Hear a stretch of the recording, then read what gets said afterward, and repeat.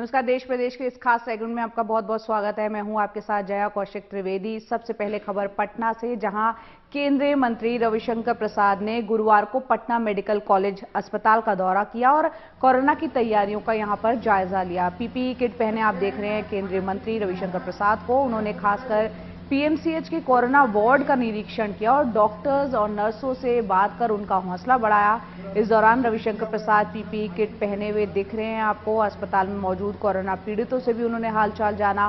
बिहार में पिछले कुछ वक्त में कोरोना के मामले काफी तेजी से बढ़े हैं।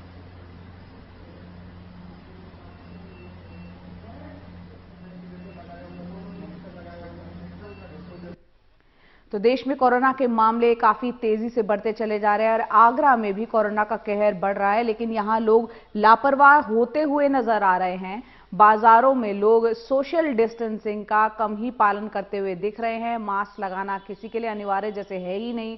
बावजूद इसके ये देखिए, यहाँ ये पूरे बाजार की तस्वीरें हैं। यहाँ पर तमाम लोगों को आप देख सकते हैं बिना मास्क के घूमते हुए। पुलिस चालान कर रही है, साथ ही ये समझाया भी जा रहा है कि बिना मास्क के घर से बाहर ना निकले।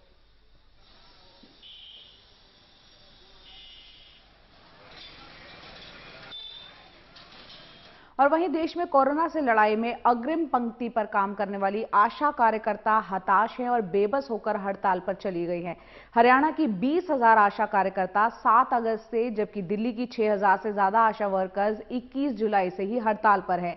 आखिर ये स्थिति आई कैसे? आशा वर्कर्स वेतन और सेफ्टी गियर को लेकर परेशान तो है ही, साथ ही अपने परिवारजन के स्वास्थ्य को लेकर भी फिक्रमंद है। आइए देखते हैं हमारी सहयोगी स्वीकृति द्विवेदी की ये ग्राउंड रिपोर्ट। हरियाणा से दिल्ली तक हमारी अगुआ कोरोना योद्धा आशा कार्यकर्ता प्रदर्शन कर रही है। 7 अगस्त से हरियाणा की 20,000 आशा कार्यकर्ता हड़ताल पर है, जबकि दिल्ली में 21 जुलाई से ही 6,000 आशा कार्यकर्ताओं की हड़ताल जारी है।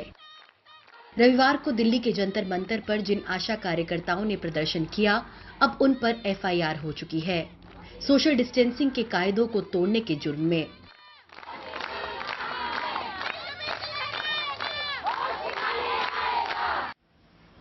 26 साल की प्रिया दिन में 8 से 9 घंटे काम करती है, घर घर जाकर सर्वे करती है और होम क्वारंटाइन में रह रही मरीजों से मिलती हैं। वो दिल्ली की गीता कॉलोनी के एक स्लम में रहती हैं। उसका सबसे बड़ा डर ये है कि कहीं वो अपने साथ बीमारी के वायरस को घर ना ले आए।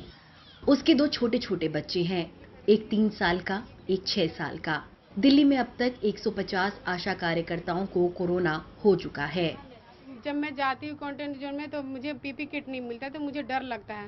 तो मैं चाहती हूँ कि मुझे किट मिले। उनको जब मैं ऑक्सीमीटर देती हूँ, पल्स देखती हूँ, तो मुझे डर लगता है कि कहीं मेरे को मतलब शरीर में टच हो रही हो तो कहीं मुझे ना हो जाए कोरोना, ये मेरे घर तक ना चले जाए। मैं आते के साथ ही बच्चे मेरे ऐसे कहते हैं, मम्मी चीज लाई हो, टच करते हैं। मैं नहीं बेटा, दूर हो जाओ, मैं अभी नहा लूँ। वो बच्चे गुस्सा जाते हैं, मम्मी आपने तो चीज नहीं लाई मेरे लिए। हम कि लाई हूँ बेटा, मुझे नहा लेने तो पहले, पूरे शरीर से बदन से नहा लूँ, कपड़े में धो लूँ, फिर मैं टच करती हूँ। एक बार की बात है, मेरे को काफी बुखार हो गया था, 1 हफ्ते तक खांसी।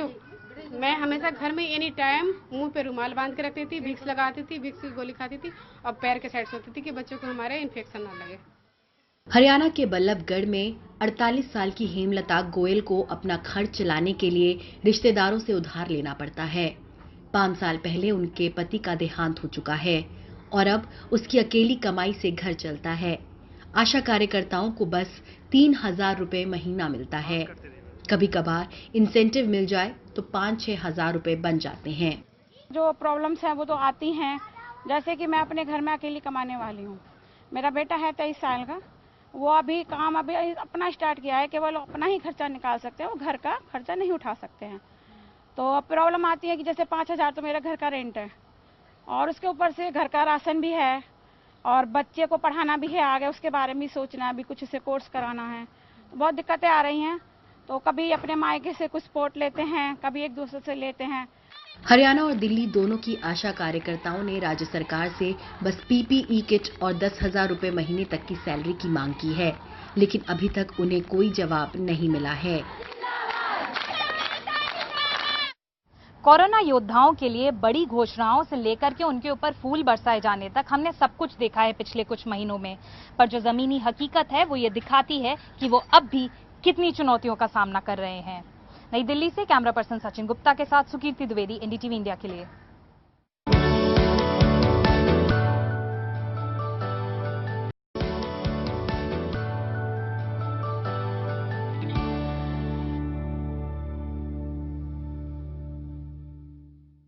ब्रेक के बाद एक बार फिर आपको बहुत बहुत स्वागत है। बात करते हैं उत्तर प्रदेश के कानपुर की, जहां मूलगंज थाना के हटिया में पुराने 4 मंजिल मकान का हिस्सा यहां पर गिर गया। इस हादसे में 2 लोगों के मलबे में दबे होने की खबर है। राहत और बचाव के काम में सेना की मदद भी ली जा रही है।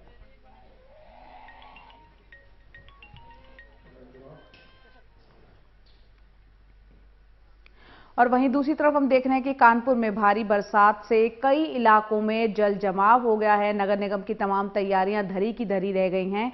हर साल बारिश में नगर निगम दावा यह करता है कि इस बार पानी नहीं जमा होगा, मगर शहर के लोगों की परेशानियां कम नहीं है। ये तस्वीरें आप देख रहे हैं कानपुर की, किस तरह से गाड़ियां यहां डूबी पड़ी हैं।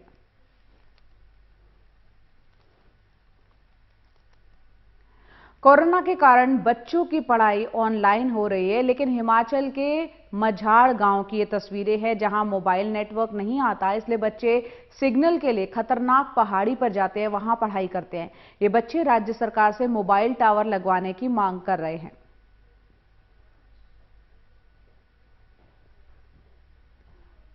और हिमाचल प्रदेश के कुल्लू में भारी बारिश से जनजीवन अस्त व्यस्त है। बाढ़ के कारण कुल्लू में यहां पर जो पागल नाला के करीब सैंज लारजी सड़क बंद कर दी गई है। ये सड़क 14 गांवों को जोड़ती है। जाहिर है इस इलाके के लोग खासी परेशानी झेल रहे हैं। एनएचपीसी ने 15 साल पहले पागल नाला पर पुल बनाने के लिए 45 लाख का बजट पास किया था, लेकिन अब तक पुल का निर्माण नहीं यहां पर हो पाया है। दूसरी खबर भी ये हिमाचल प्रदेश से है, जहां मंडी में हनोगी मंदिर के पास एक लैंडस्लाइड हुआ है, भूस्खलन हुआ है और उसकी चपेट में 3 गाड़ियों के आने से 2 लोगों की मौत हो गई है।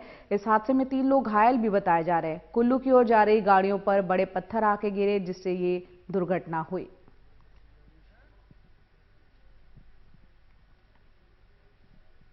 और अब बात करते हैं उत्तराखंड की, जहां उधम सिंह नगर में पिछली रात से लगातार बारिश हो रही है और इस कारण कई क्षेत्र जलमग्न हो गए।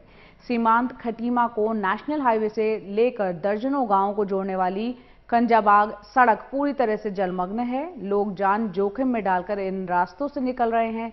स्थानीय लोग नगरपालिका को हालात के लिए जिम्मेदार ठहराए।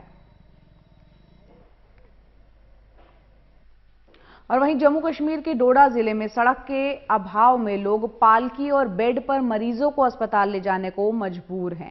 सड़क के ना होने की वजह से गांव को एम्बुलेंस की सुविधा नहीं मिल पाती और इस वजह से लोगों को खासी परेशानी होती है। बांसला गांव के एक मरीज को गंभीर हालत में लकड़ी के बिस्तर पर ले जाया गया। यहां के लोगों ने गांव के लिए सड़क की मांग करते हुए धरना भी दिया। और बात करते हैं वैष्णो देवी यात्रा की। 16 अगस्त से जो कि शुरू हो रही है और कोरोना के कारण 5 महीने से ये यात्रा बंद थी। जम्मू कश्मीर सरकार ने सभी धार्मिक स्थल को धीरे धीरे खोलने का फैसला किया है और इसके लिए कड़े दिशा निर्देश भी तैयार किए हैं। 30 सितंबर तक हर दिन सिर्फ 5000 तीर्थयात्रियों को ही वैष्णो देवी जाने की अनुमति होगी। 10 साल से छोटे बच्चों को यात्रा करने की इजाजत यहां पर नहीं होगी।